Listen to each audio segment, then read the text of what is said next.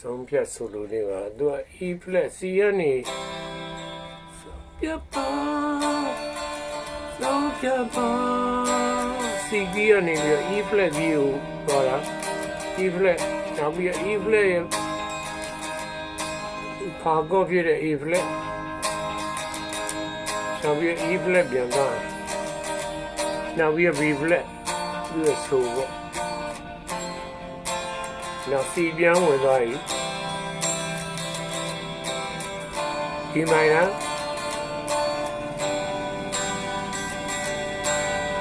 အဲ့လိုလေးဝင်တာထူကြ key change တာလေးဝင်တာထူကြလို့ပါသူကE flat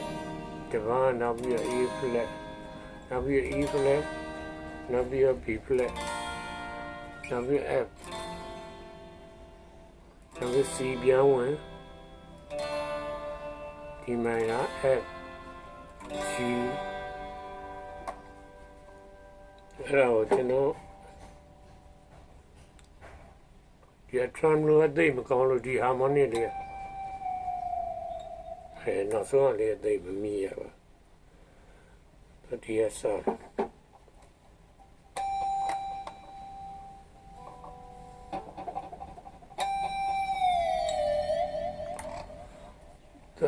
E flat ကိုဒီကစတော့မှ4ကျိုး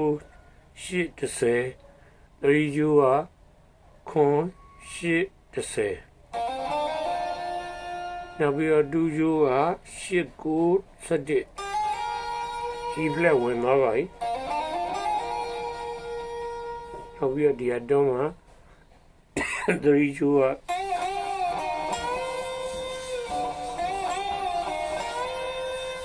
ဒီမှာ10ကွက်3ကျိုး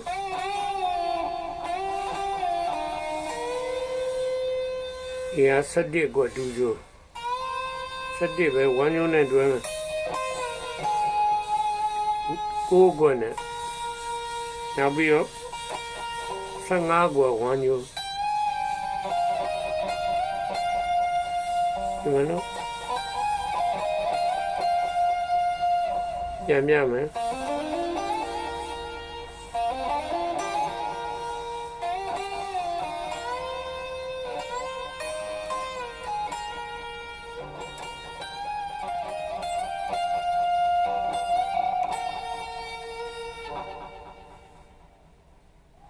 ဒီမှာနော်တယ်ယူ15ကွက်ဆုံးနောက်ပြီးတော့ F abegio ပါ F abegio 2 3 1 2ဒီမှာနော်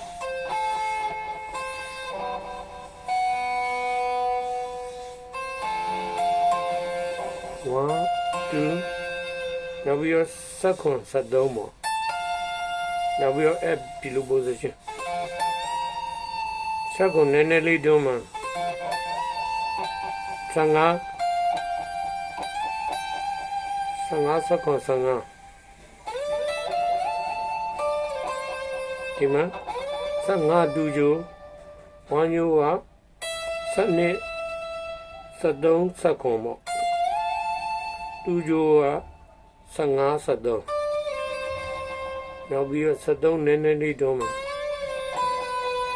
12ဆုံးမယ်နောက်ပြီးတော့ဒီနာဟာမိုနစ်တီးရင်လည်းရပါတယ်ဂျီနုတ်ပေါ့တော့လည်းရပါတယ်ကျွန်တော် drum တော့တိတ်မကောင်းလို့ပါအစဆုံးနှီးပြန်တိကြည့်အောင်ပါ